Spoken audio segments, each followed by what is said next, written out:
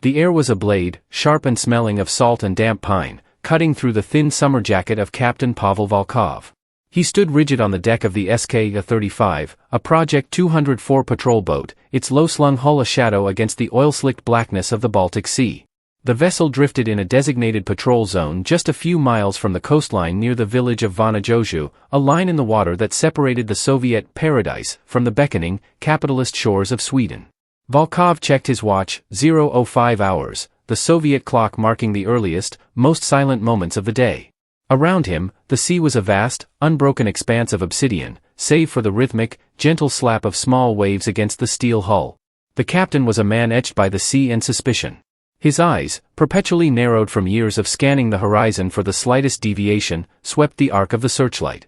The powerful beam, manned by the nervous, young conscript, Private Dmitry Lysenko, sliced through the darkness, bathing sections of the cold, churning water in an artificial, blinding noon. Lysenko, his face pale in the reflected light, fought the temptation to let the beam linger too long in any one place. Discipline demanded constant, sweeping motion, suspicion demanded obsessive scrutiny. Volkov didn't have to see his face to know the private's mind was probably on a warm, dry bunk. But the captain knew better. This border, this watery edge of the Iron Curtain, was alive. Not with enemy ships, the Swedes respected the line, but with the spectral, agonizing desperation of those trying to escape. "Private, hold the beam steady, 5 degrees to port," Volkov commanded, his voice a low, gravelly rasp that barely carried above the low hum of the idling diesel engines. "There. Scan that section again." Lysenko adjusted the arc. The light settled on the open water. For a moment, there was nothing but the hypnotic glitter of reflected light on the wave crests.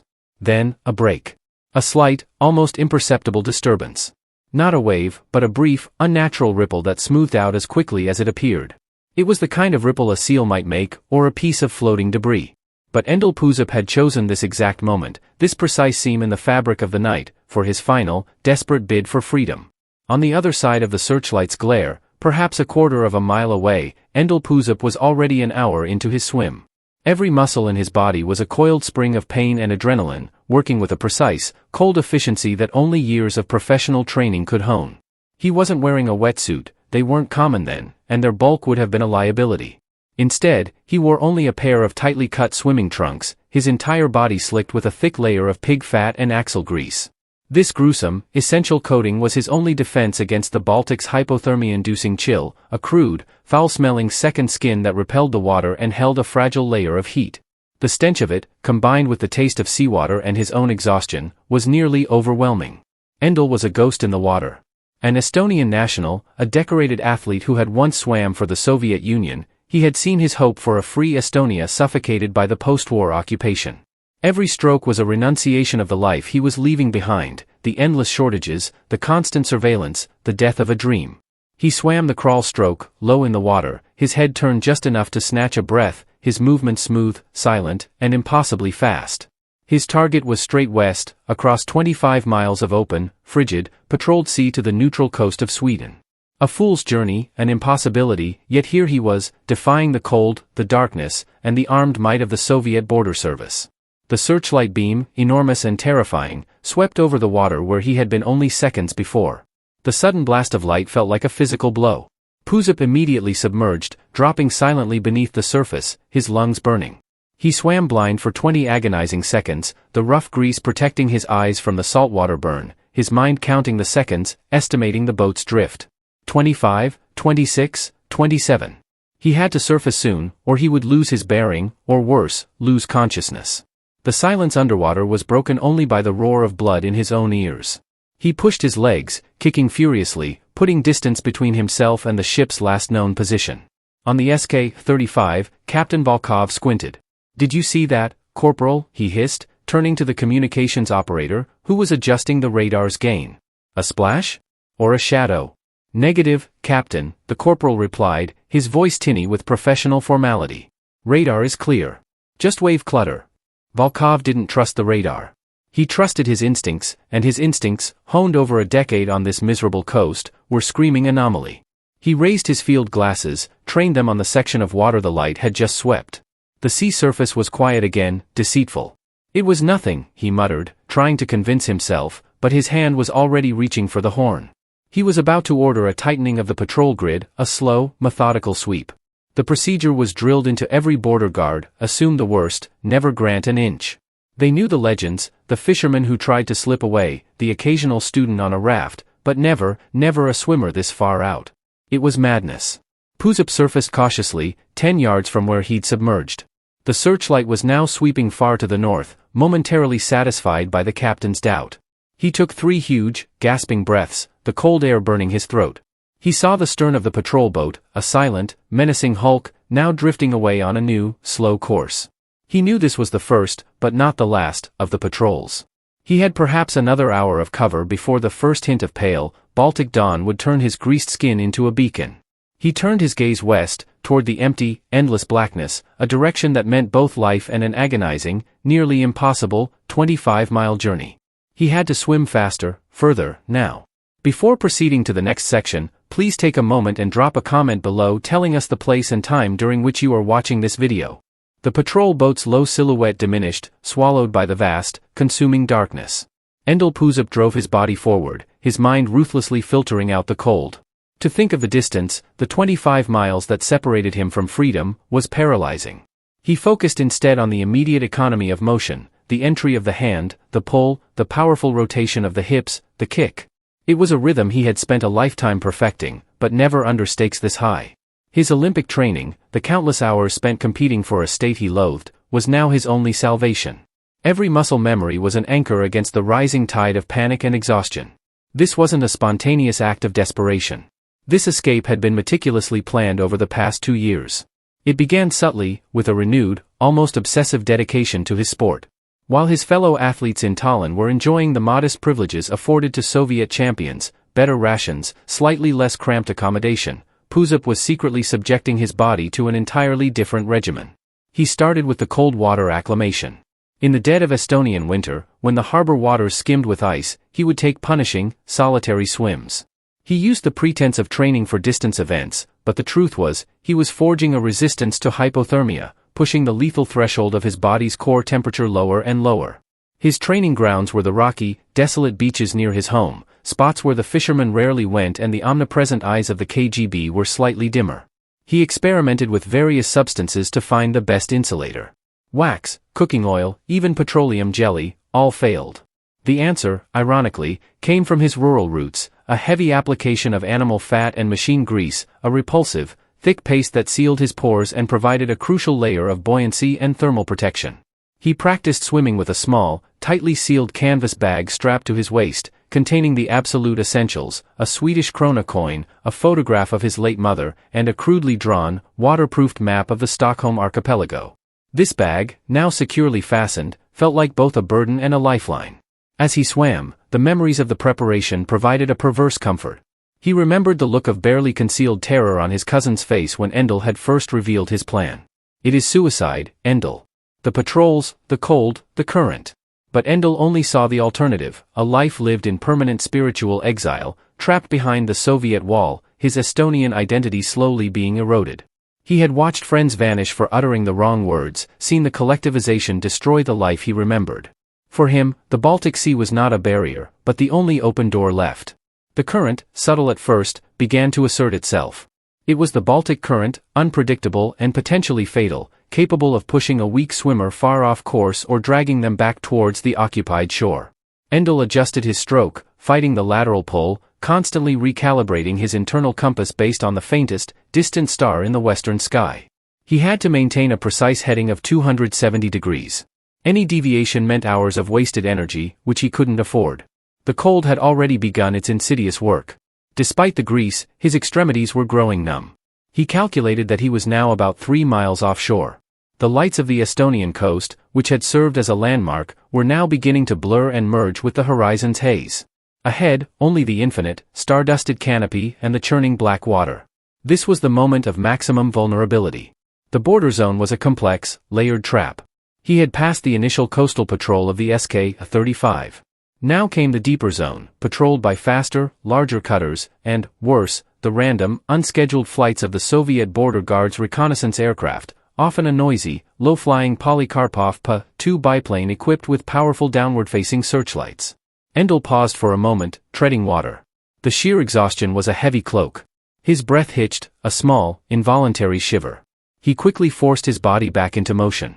Shivering was the enemy, it burned precious calories, accelerating the onset of hypothermia. He had trained himself to suppress the reflex, to command the trembling muscles to move instead. As he began to swim again, his right hand struck something hard and unexpected, a piece of waterlogged timber, possibly a forgotten buoy or part of a wreck. The sudden shock of the impact sent a jolt of pain up his arm and momentarily disrupted his rhythm. He fought the urge to panic, to cry out. He pushed the debris away and returned to his relentless, life-affirming crawl. He was alone, suspended between two worlds, and the training of a lifetime was the only thing keeping the Soviet Union from dragging him back under. The silence, broken only by the rhythmic splash of his arms and the gurgle of water past his ears, was suddenly, violently shattered. A deep, guttural sound, like a massive, struggling insect, began to drone on the horizon. Endel Puusepp's heart, already hammering against his ribs, seemed to stutter. He knew that sound intimately. It was the unmistakable engine note of a Soviet border patrol biplane, almost certainly the slow, lumbering P-2. It was the single greatest threat to his existence. A ship might miss him, but a plane, flying low and equipped with powerful illumination, would see his greasy silhouette against the dark water with terrible clarity. He immediately stopped swimming, forcing himself flat against the water, becoming as small and as passive as possible. He tilted his head back, tasting the metallic spray of the sea, his eyes fixed on the growing noise. He calculated its trajectory. It was flying parallel to the coast, following the established borderline, and it was moving toward him. The sound intensified, vibrating in the very air around him, signaling the arrival of the enemy. Endel had perhaps 90 seconds before the plane was directly overhead. The plane, piloted by Lieutenant Mikhail Sorokin, was approximately 500 feet above the sea. Sorokin, bored and stiff in his cramped cockpit, found the nocturnal patrols a tedious but necessary task. His eyes, though, were trained and sharp. He had two key pieces of equipment, a massive, downward-facing Aldous lamp capable of bathing a football field-sized area in light, and a pair of high-powered binoculars he used for quick sweeps between illumination bursts. The cockpit smelled of stale oil and cold leather. "Switch it on, Yevgeny," Sorokin ordered his observer, a young, sleepy conscript named Yevgeny Drozdov. Drozdov flipped the heavy toggle switch. A blinding cone of pure white light sprang from beneath the wings, carving a search path across the water below. The light was vast and merciless, turning the Black Sea into an undulating, silvery sheet. Endel saw the light appear first, a premature dawn blooming on the western horizon. He took a deep, shuddering breath, filling his lungs to capacity, then plunged back into the frigid depths. He had to swim away from the immediate threat, to put as much horizontal distance between himself and the plane's projected path as possible. He swam not toward Sweden, but momentarily, frantically, slightly south, staying beneath the water as long as his burning lungs would allow. The roar of the engine was deafening even underwater, a low-frequency thunder that vibrated through the water and into his very bones. The plane passed almost directly over the spot where Endel had been treading water just a minute earlier. Drozdov meticulously swept the light beam, following the standard patrol pattern, but the speed of the P-2, slow as it was, meant the light was constantly shifting. Sorokin peered down, his face intent. "Anything, Yevgeny?" "Nothing but waves, Lieutenant. Just the usual surface chop." Just as the plane began to pass, Sorokin noticed a faint, almost imperceptible discoloration in the light's path, a brief, anomalous slick on the water's surface that vanished instantly. It was the residual sheen of the axle grease and pig fat that Endel's vigorous swimming had stirred up. It was less than a second of visual information, easily dismissed as foam or a trick of the light. "Hold the light," Sorokin snapped, his heart rate spiking with sudden suspicion. "Did you see that? Right there, a flicker." Drozdov immediately stopped the sweep and held the powerful beam in place. The light fixed on the area, but the sea surface, already disturbed by the aircraft's passage, showed nothing out of the ordinary. The slight oil slick had dispersed completely. "Negative, Lieutenant. Clear water now. Perhaps a seabird," Drozdov suggested, hoping to appease his superior and get back to the routine. Sorokin hesitated. He knew the legends of the border. Desperate men tried desperate things. But a swimmer, this far out, with no raft or flotation? It was preposterous. It would take an athlete of superhuman endurance. Maintain course. Increase speed by 5 knots. Just to be sure, he finally ordered, letting the chance sighting go. He couldn't justify the expenditure of fuel and time for what was likely an illusion. The plane picked up speed, its roar receding into the west. Endel surfaced, choking on the cold air, his body trembling violently this time. He was beyond the phase of just numb, a deep, bone-aching cold had set in, and the involuntary shiver was now a full-body seizure. The danger, however, had also served as a powerful shot of adrenaline. He looked up. The P-2 was a distant, noisy speck, its light beam now a flickering star on the horizon. He had passed the air patrol. But this near miss had cost him precious time and, more critically, the vital heat he needed for the long haul. He had to re-establish his rhythm, reorient himself to the western star, and push away from the lingering scent of his grease slick, which he knew the plane's crew might have noticed. He forced himself back into the crawl, one stroke after the other, praying the next patrol ship was still hours away. His clock was no longer measured in miles, but in the dwindling minutes of his own body temperature. Endel was now in the middle zone of the Gulf of Finland, a hostile, featureless expanse 10 miles offshore. The coastal lights of Estonia had vanished completely, leaving him suspended in a bowl of black water under an indifferent, star-strewn sky. The psychological effect was profound. With no frame of reference, no visible progress markers, his perception of distance and time began to warp. His immediate reality was reduced to the tunnel vision of his own struggling effort, left arm pull, right arm pull, snatch a breath, kick, repeat. The initial adrenaline rush from the biplane encounter had dissipated, replaced by a deep, grinding exhaustion. He estimated he had been swimming for nearly 5 hours. A professional swimmer in peak condition could sustain a pace of about 1 to 2 miles per hour. Endel was an elite athlete, but he was swimming against a subtle current, fighting the cold, and swimming low to avoid detection. He might have covered 6 or 7 miles. He still had 18 miles, perhaps another 10 hours, before he reached Swedish waters. The sheer enormity of the task pressed down on him like the weight of the ocean itself. His body's defenses were beginning to fail. The grease and fat, his crude armor, was slowly being abraded by the constant motion and washed away by the sea. The cold was no longer just external, it had begun to penetrate, chilling his core. He could feel a deep, painful ache in his chest and back. His coordination was suffering. His powerful, efficient crawl was becoming ragged, punctuated by moments where a hand would splash clumsily or a kick would miss its target, costing him precious forward momentum. He tried to distract his mind, to retreat into the mental fortress he had built during his grueling training. He recited poems in Estonian, the language forbidden in certain public contexts back home. He conjured up images of the free world he had read about in smuggled magazines, brightly colored cars, shops filled with food, people walking without fear. He focused intensely on the single Swedish krona coin strapped into his bag, a tangible piece of his goal. It was a talisman of the freedom he craved, a reminder that something tangible existed at the end of this cold, lonely nightmare. But the sea was a merciless opponent, and it began to play tricks on his mind. Hallucinations began to creep in, a common symptom of severe hypothermia and exhaustion. The wave crests started to form shapes, the faces of Soviet guards, the outline of patrol boats, or worse, the comforting, impossible sight of a shoreline just ahead. He knew these images were false, but fighting them consumed energy he didn't have. He would shake his head violently, letting the salt water sting his eyes back to reality. Keep swimming west. Do not look up. Suddenly, his elbow struck another object. This time, it wasn't wood, but something soft, yielding, and then cold and hard. It was a dead seabird, its feathers saturated, its cold, vacant eye staring up at the stars. The morbid encounter jolted him. He was sharing this vast, cold graveyard with others who had failed. He pushed the bird away with a desperate shove and swam faster, fleeing the silent, terrible reminder of his own fragility. He needed to check his heading and adjust his course, which meant treading water for a few precious seconds. He rolled onto his back. The action required a monumental effort. He lifted his hand to wipe his eyes, and saw that the eastern sky, the direction of the Soviet Union, was no longer completely dark. A pale, ominous smear of gray-blue was beginning to rise. The pre-dawn twilight was less than an hour away. Endel realized with a sickening clarity that he had been slower than he calculated. The combined effects of the cold, the slight current, and the near miss with the plane had cost him his window of maximum darkness.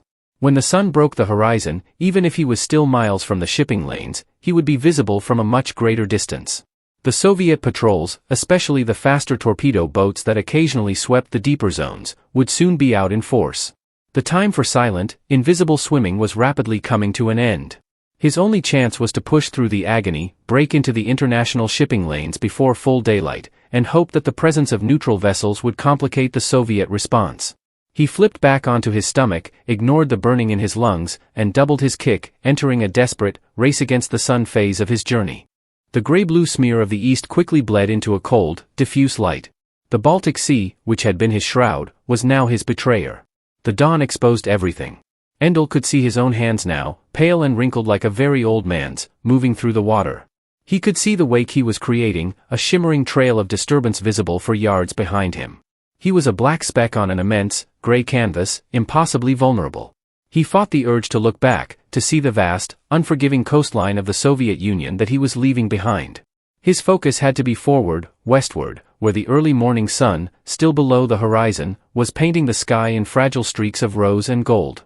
It was beautiful, but terrifying, because the light that promised a new day also promised a swift end to his flight. In the small, windowless radio room of the Soviet Border Guard headquarters near Tallinn, Lieutenant Colonel Viktor Zaitsev watched the tracking map with an air of professional irritation.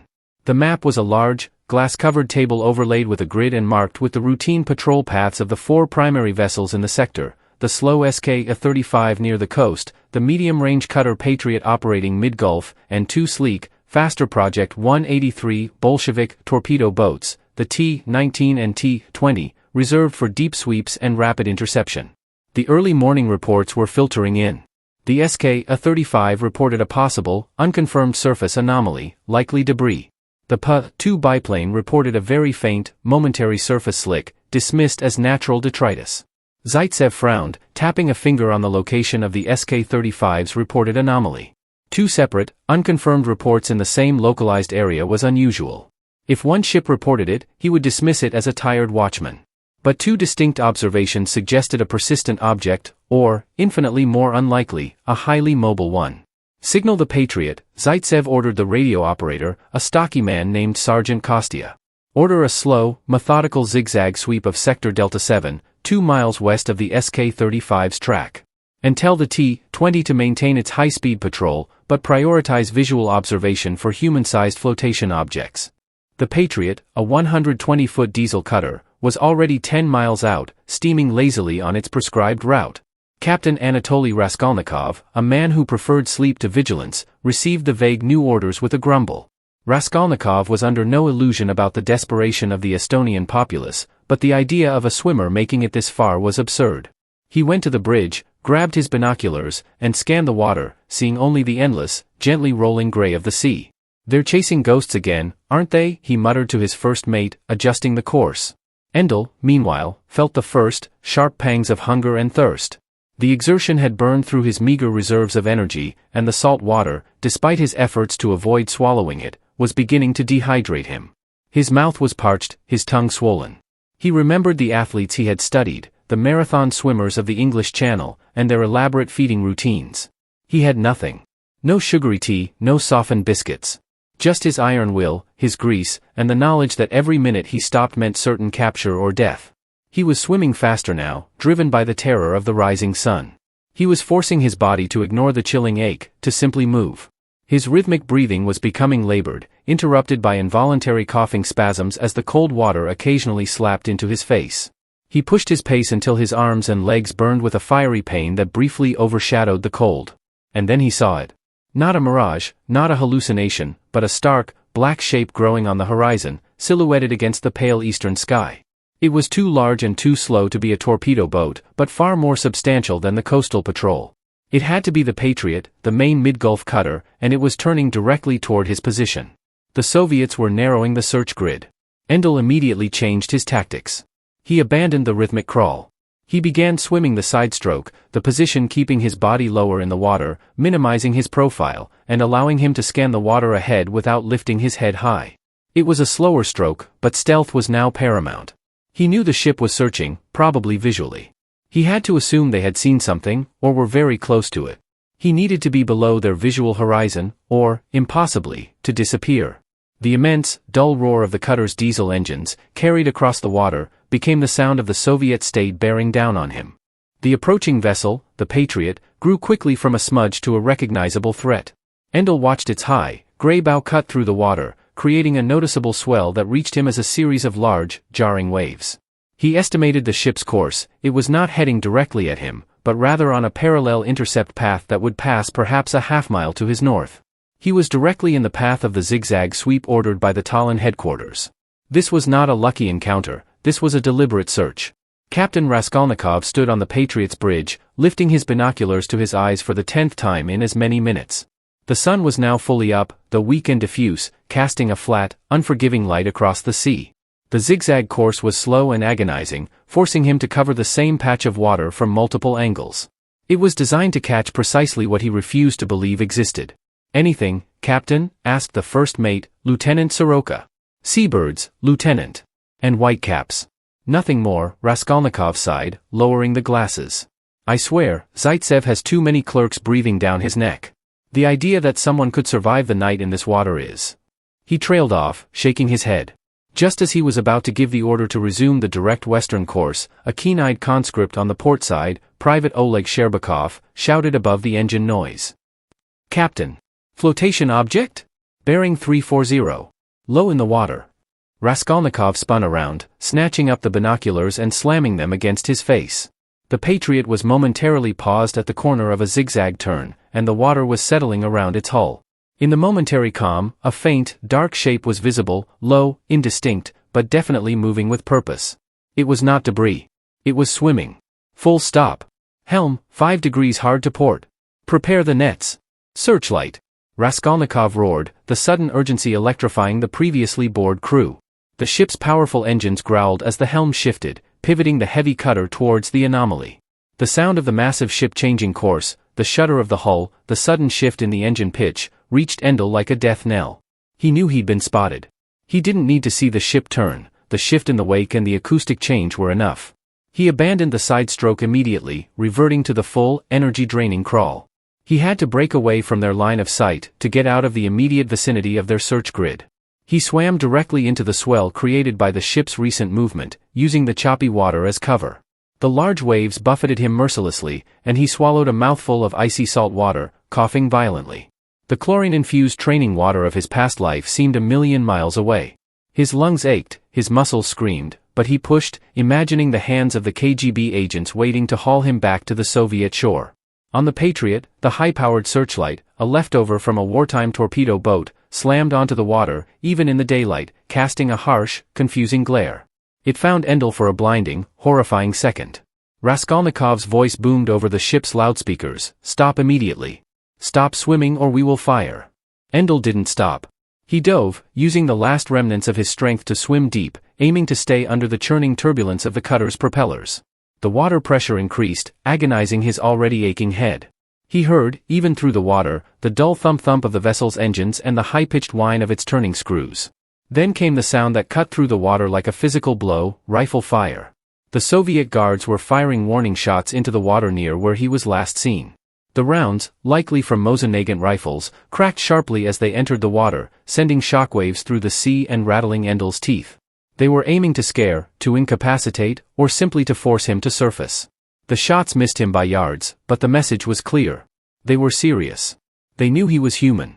Endel stayed submerged for an impossible, desperate minute, until the lack of oxygen caused his vision to tunnel. He had to surface now, or pass out and drown. He pushed himself back toward the light, emerging far from the ship's stern, gasping uncontrollably, his heart pounding a frantic rhythm against the cold. He risked a glance back. The Patriot was now stationary, its crew scrambling to launch a small, motorized rubber dinghy. He had only a few minutes before the fast dinghy reached him. He turned and swam, now directly into the open, featureless west, no longer hoping for stealth, but relying only on speed and the small gap of distance he had managed to open up. He was now running on pure, terrified reflex, facing the terrifying reality of a prolonged, armed chase. The Patriot was a massive, immobile obstacle. The crew, galvanized by the confirmed sighting of an actual escapee, a swimmer, no less, moved with frantic efficiency. 2 burly seamen, Lieutenant Vasily Petrov and Sergeant Yuri Volkov, no relation to the captain of the SK-35, were already throttling the small, outboard motor of the black rubber dinghy, churning the water as they peeled away from the cutter's hull. Their mission was simple: intercept and retrieve, using force if necessary. They carried a long retrieval net and, visible against the rubber siding, a loaded PPSH-41 submachine gun, a deterrent more for a potential armed resistance, unlikely from a swimmer, than for actual use. Endel could hear the high-pitched, angry whine of the outboard motor instantly picking up speed. The dinghy was fast and maneuverable, designed for quick intercepts. He was already half a mile away from the Patriot, but the motorized craft was closing the distance with alarming speed. He was now swimming flat out, ignoring the searing pain in his muscles, the desperate need for water, and the icy spikes driving into his core. This was not endurance swimming, this was a sprint for his life, a contest against a machine. He knew he couldn't outrun the boat, but he had one advantage, the three-dimensional medium. The sea provided cover. The dinghy, moving at speed, created a huge bow wave and a blinding splash, making it difficult for the guards to keep a constant visual on a target as low as a swimmer. Lieutenant Petrov, standing in the bow of the dinghy, pointed frantically. There.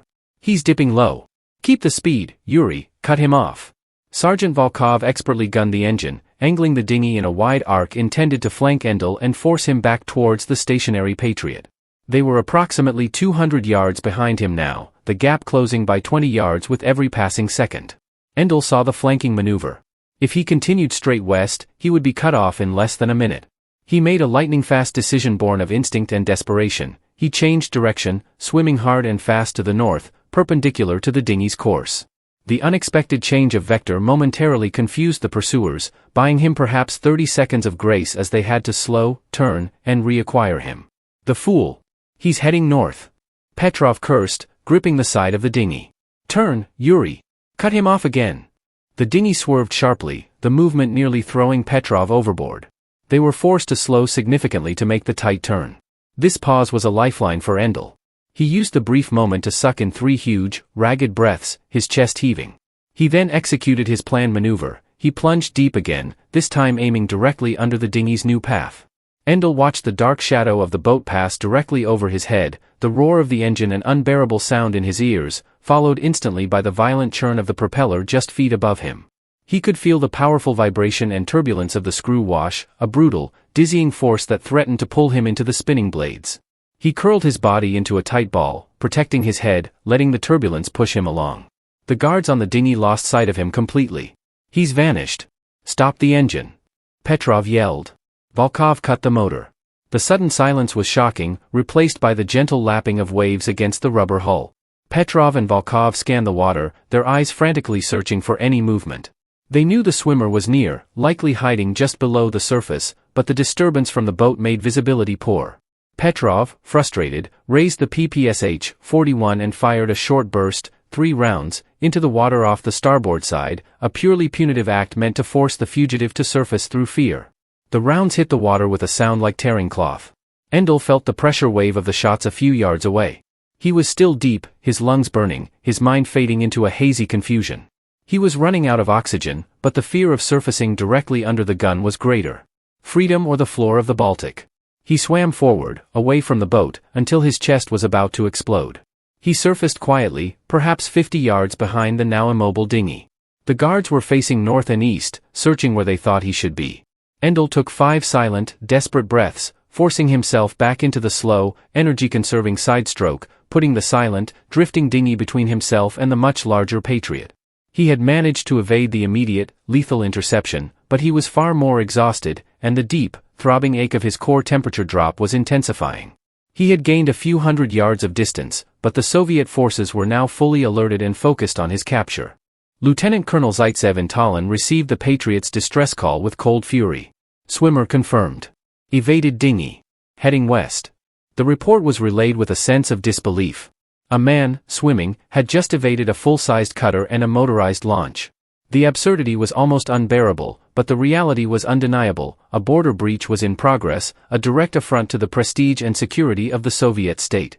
This is not a fisherman, this is not a student, Zaitsev hissed into the telephone, his voice low and dangerous. This is an athlete. A trained professional. Likely a spy, or worse, a propaganda opportunity for the Swedes. This man must not reach international waters. He slammed the receiver down. Get me the T-20. Full throttle, interception course at grid Charlie 9. Tell Captain Dobrinin that this is not a retrieval exercise. This is a hard intercept. Use all available means to stop him from crossing the 12-mile limit. The T-20, a sleek, fast Project 183 torpedo boat, was the ultimate expression of Soviet maritime aggression in the Gulf. Powered by twin diesel engines, it could reach speeds over 40 knots. It was crewed by hardened professionals, and its primary armament, 2 25mm cannons, served as a stark reminder of its purpose. Captain Dobrynin, a short, intense man, received the orders with grim satisfaction. This was the kind of mission that mattered. Course correction to 270, maximum sustained speed. Dobrynin bellowed. The T-20 heeled over, the water parting violently from its bow as it leaped forward. The cutter Patriot was now far behind, a slow-moving marker. Endel Puusepp was swimming directly into the path of a speeding bullet. Endel, still swimming the sidestroke to keep his profile low, knew the momentary success against the dinghy was just a reprieve. He looked west, desperately searching for any sign of a neutral vessel, a tanker, a freighter, anything that signified the start of the international shipping lane. He estimated he had covered maybe 11 miles, putting him on the very edge of the 12-mile territorial zone.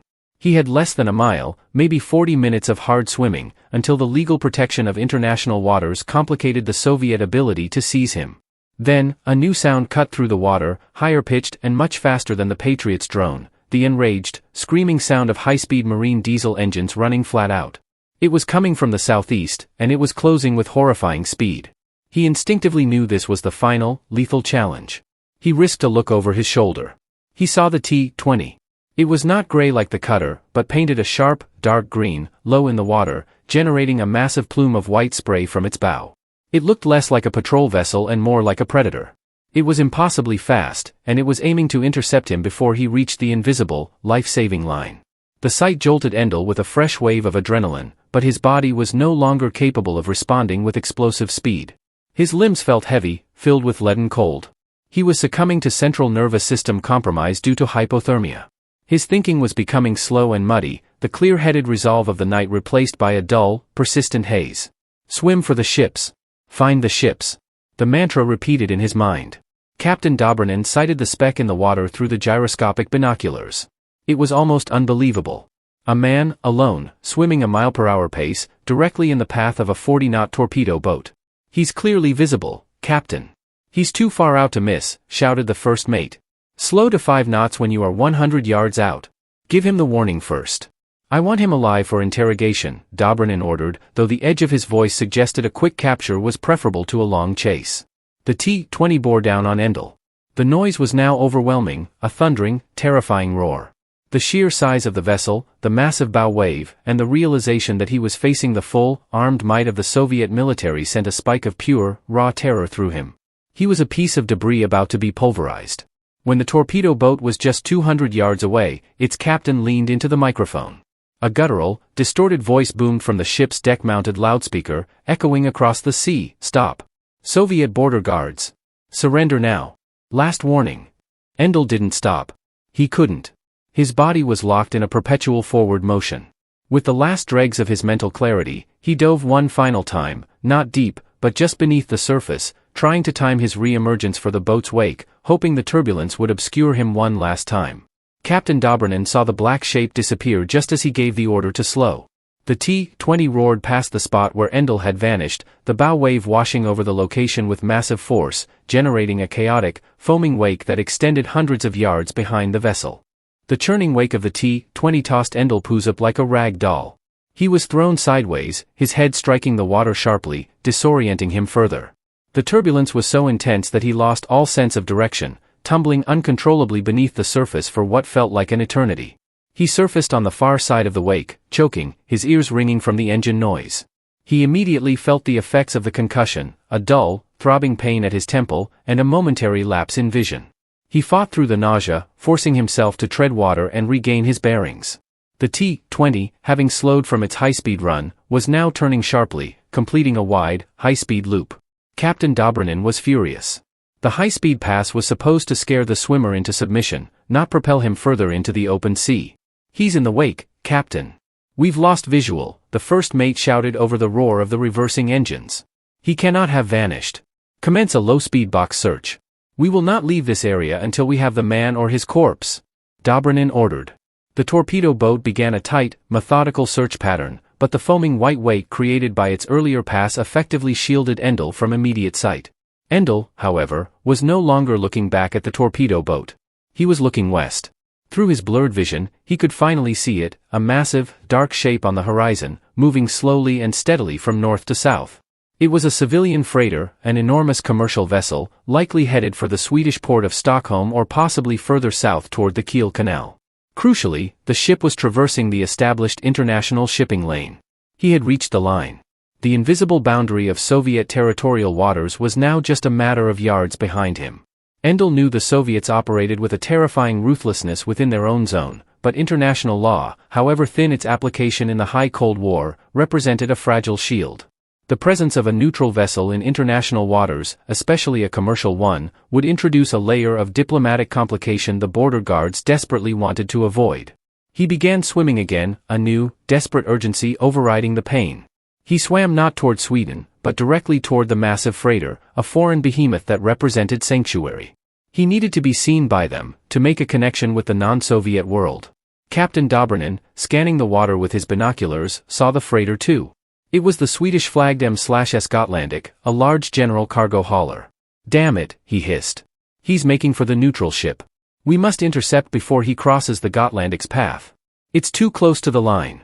The T-20 broke off its tight box search and accelerated again, not to full throttle, but to a controlled 25 knots, attempting to cut off Endel's vector to the freighter. They were still closer to Endel than the massive cargo ship, but the angle was tight. As the T-20 closed the distance, Dobrinin made a fateful calculation. He could not risk a public incident. Firing on an unarmed man near a neutral vessel in a highly contested zone was a political disaster waiting to happen. But he could not allow the escape either. He ordered his machine gunner, positioned near the bow's 25mm cannon, to prepare. "No killing shot. Fire a burst across his bow. Force him to turn back into our territorial zone. Do not hit the neutral vessel." The machine gunner, Private Semyon Yegorov, braced his body. Endel was a tiny, dark spot, now maybe 150 yards from the nearest point of the Gotlandic's projected course. A stream of tracer rounds erupted from the torpedo boat's bow, a violent, luminous arc of death that sliced through the air and slammed into the water just 10 yards in front of Endel. The geysers of white spray and the sharp crack of the automatic fire were terrifyingly close. The sea immediately around him was transformed into a chaotic, exploding battlefield. Endel felt the spray of the bullet's impact on his face and heard the high-pitched metallic whine of the ricochets. The force of the nearest impacts pushed him back momentarily. He knew this was the end game. He ignored the gunfire, ignored the terrifying proximity of the rounds, and pushed into his final, desperate few strokes, focusing on the massive, barnacle-covered hull of the Swedish ship. The M/S Gotlandic, moving at 10 knots, was now less than 50 yards away. On its deck, the first officer, a grizzled Swede named Lars Johansson, saw the scene unfolding through his bridge window. The sleek, aggressive Soviet torpedo boat, the spray of automatic fire, and a tiny, struggling, greasy man in the water. He didn't need a map or a treaty to know what was happening. Endel Puusepp was seconds away from salvation or execution. Lars Johansson, first officer of the Swedish freighter M/S Gotlandic, reacted instantly. He slammed the intercom switch on the bridge. "Engine room, full stop. Now. Quartermaster, sound the general alarm. Get a boat hook and a life buoy to the starboard rail." The sudden, piercing shriek of the ship's alarm horn cut through the sounds of the engines and the distant, rapid gunfire. The M/S Gotlandic, a giant of commerce, began to shudder violently as its massive screws reversed, attempting to halt the vessel's forward momentum. The ship was in the middle of the international shipping lane, flying the neutral flag of Sweden, and was now an unwilling participant in a Cold War drama. Captain Dobrinin on the Soviet T-20 saw the massive Swedish vessel suddenly apply its brakes and sound its alarm. The Gotlandic's unexpected maneuver and the blaring horn were a deliberate signal: "We see you, and we are paying attention." This was exactly the kind of diplomatic incident Zaitsev had warned against.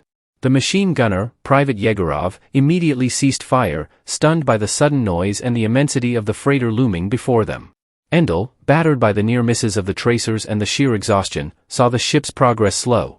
The massive hull, once moving too fast to intercept, was now only a few agonizing yards away. He could see the rust lines, the thick anchor chains, and the faces of the Swedish crewmen rushing to the rail, their expressions a mixture of shock and urgency. He pushed off his final reserves of strength, plunging toward the towering wall of the hull. His body was now operating on autopilot, fueled by a primal drive for survival. The cold was a constant, blinding white noise, but the warmth of the ship, the scent of diesel and international paint, was a beacon. He reached the hull, his hands scraping painfully against the rough, barnacled steel. He couldn't feel his fingers, but the contact was a physical anchor, a sign that the ground of freedom was within his grasp. He tried to pull himself up, but his muscles failed him. His hands, stiff claws of cold, could not find a purchase on the slick, greasy hull plating. He slipped back into the water, coughing violently, salt water and bile burning his throat. He was trapped between the unyielding wall of sanctuary and the armed menace behind him. Above him, First Officer Johansson leaned over the rail, his face a mask of concern. "Hold on, man. We see you. We're getting a line down." A thick, buoyant lifeline with a bright orange life buoy splashed into the water just a few feet from Endel. He strained, his body trembling uncontrollably, the hypothermia now causing severe disorientation. His vision tunneled. He reached out one last time, a desperate, final stretch of his entire body. His fingers brushed the rough nylon of the rope, then slipped. On the T-20, Captain Dobrynin used the momentary confusion to try one last desperate maneuver. He brought the torpedo boat closer, parallel to the Swedish freighter's massive side, hoping the Swedes wouldn't risk escalating the situation. "Put the dinghy out again. Fast. Grab him before he's aboard," he commanded. The two dinghy guards, Petrov and Volkov, now back on the T-20, frantically began to ready the small boat. But they were too late. A young Swedish sailor, risking a jump onto a lower gangway platform, scrambled down and hooked Endel with a long, reinforced boat hook. He snagged the straps of the small canvas bag Endel had tied around his waist, the bag containing the krona coin and the map. With a mighty heave, the sailor pulled Endel's lifeless weight onto the steel platform. The moment Endel's body cleared the water and hit the deck, a profound silence fell over him. He was no longer swimming. He was safe.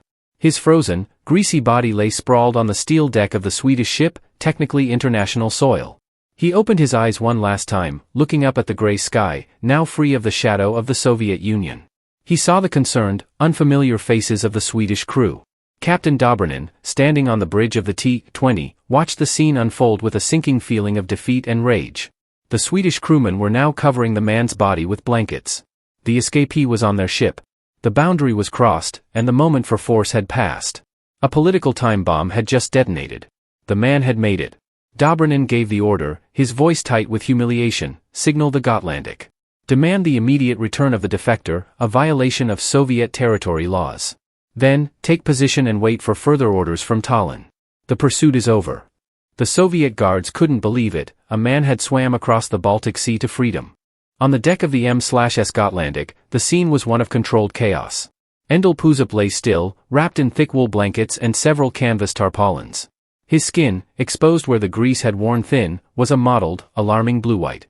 He was barely conscious, drifting in and out of a hypothermic haze, the sound of the Swedish crew's worried, unfamiliar language washing over him like the gentle sound of the sea. They were trying to warm him slowly, rubbing his limbs, offering sips of warm, sweet tea, the first true warmth and sustenance he had felt in over 12 hours. First Officer Johansson, having secured the fugitive, immediately went to the bridge, where Captain Sven Bergman was already taking command. Bergman was a stoic man, familiar with the high-stakes politics of sailing the Baltic during the Cold War. "Report, Lars," Bergman said, his hand resting near the radio microphone. "Man retrieved, Captain. Estonian. Unarmed. Near-fatal hypothermia.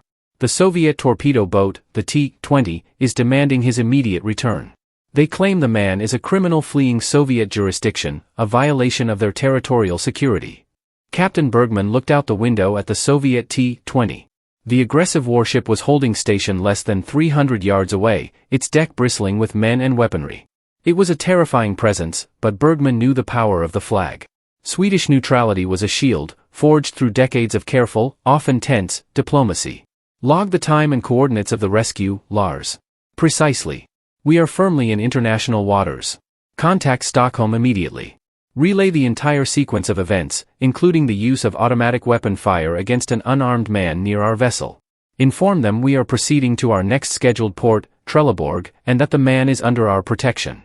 The immediate danger was not over. Captain Dobrynin, following orders from a frantic Zaitsev in Tallinn, tried everything short of firing the main cannons. The T-20 closed the distance, the loudspeaker blaring a constant, repetitive demand for the defector's return. The message was translated into stilted English and shouted in Russian, a desperate sonic attack on the neutral ship. "Captain Bergman, you are harboring a Soviet criminal. Return him immediately, or face severe diplomatic consequences." Captain Bergman simply ignored the noise. He ordered 2 armed seamen, standard procedure for high-risk routes, to stand guard near the makeshift sickbay where Endel was being stabilized. The The Swedish sailors, in their crisp uniforms, were a quiet, firm defiance against the Soviet aggression. The situation escalated back in Tallinn. Zaitsev, realizing that Dobrynin had failed to prevent the man from reaching the neutral vessel, was now fighting a political battle. The Soviet Foreign Ministry was rapidly being alerted. To board the Swedish vessel in international waters would be an act of war, or at the very least, an international crisis that would dominate headlines worldwide and undermine the Soviet narrative of peaceful coexistence. The Gotlandic was too large, too neutral, and too visible. After nearly 2 agonizing hours of intense, psychological pressure, with the T-20 constantly circling, its crew staring daggers at the Swedish deck, Dobrynin finally received the order he dreaded: retreat. The Central Command was unwilling to commit to the immense political risk of a high-seas boarding operation. The man had won. The T-20 let out a final, furious blast of its horn, a sound of frustrated rage and impotence. Then, with a sudden surge of engine power, it turned sharply to the east, cutting a high-speed path back towards Soviet territorial waters, leaving only the sound of the Gotlandic's own gentle operations and the vast silence of the sea. On the Swedish deck, the crew breathed a collective sigh of relief. Endel, now semi-coherent, felt the movement of the ship as it slowly regained its momentum and turned slightly south. He was alive, and the sound of the Soviet engines receding in the distance was the sweetest sound he had ever heard. The young Swedish sailor who had pulled him up kneeled beside him and offered a small, crooked smile. Endel, unable to speak, simply nodded. He reached for the small, canvas bag, now dry and crinkled, and felt the unmistakable reassuring circle of the Swedish krona coin.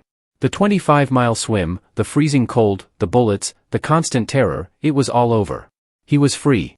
The M/S Gotlandic proceeded without further incident toward the Swedish coast, carrying not just cargo, but a potent symbol of Cold War defiance. Endel Puusepp's recovery was slow and painful. He was taken below deck and placed in the captain's spare cabin, where the warmth of the ship's engine core finally began to thaw his frozen body. The Swedish crew, treating him with immense care, removed the foul-smelling mixture of grease and fat, revealing a body ravaged by the ordeal, bruised, severely dehydrated, and suffering from a debilitating chill. His core temperature had dropped dangerously low, and his survival was attributed to his elite physical conditioning and the sheer force of his will. Upon arrival at the port of Trelleborg, Endel was immediately transferred to a Swedish military hospital. The moment he stepped onto Swedish soil, he was no longer just an escapee, he was a defector seeking political asylum.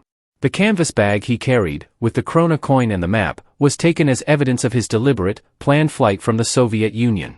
The coin, in particular, was seen as a potent, personal symbol of the value he placed on his freedom. The incident, as Captain Bergman predicted, immediately flared into a minor international crisis. Moscow vehemently protested the Swedish government's refusal to return Puusepp, labeling him a traitor and a state criminal who had illegally crossed the border. The Soviet embassy in Stockholm issued a stern note verbale, demanding his extradition under the guise of respecting international anti-crime agreements. However, the Swedish government, bolstered by the Gotlandic's detailed log showing the Soviet use of automatic weapons fire in international waters against an unarmed, desperate man, held firm. They granted Endel Puusepp political asylum, citing the imminent danger he faced and the Soviet Union's disregard for international law during the pursuit. The story quickly leaked to the Western press, and Endel's superhuman swim became a sensational headline across Europe and the United States: "Man swims to freedom, a Baltic miracle." Endel, after weeks of recovery, was debriefed extensively by Swedish intelligence, eager to gather information about the mood and military presence in Soviet-occupied Estonia. He recounted the story of his training, the terrifying encounters with the patrol boat, the biplane, and the torpedo boat. The Soviet guards, who had dismissed the initial signs of a swimmer as impossible, were left with the cold, hard reality of his success. Their disbelief was a key component of the story's resonance. They had failed to imagine the depth of the desperation and the height of the physical capability of someone determined to escape their totalitarian system. Endel Puusepp lived the rest of his life in freedom in Sweden, a quiet, modest man who never sought the limelight that his heroic swim earned him. His escape stood as a stark, enduring symbol of the individual will triumphing over the crushing power of the state. He proved that even the heavily fortified, ice-cold border of the Soviet Empire could be breached by courage, rigorous training, and a deep, unyielding belief in liberty. The 25-mile, freezing swim across the Baltic Sea was more than a physical feat, it was a marathon of defiance, etching his name into the annals of Cold War history as the man who literally swam to a better life.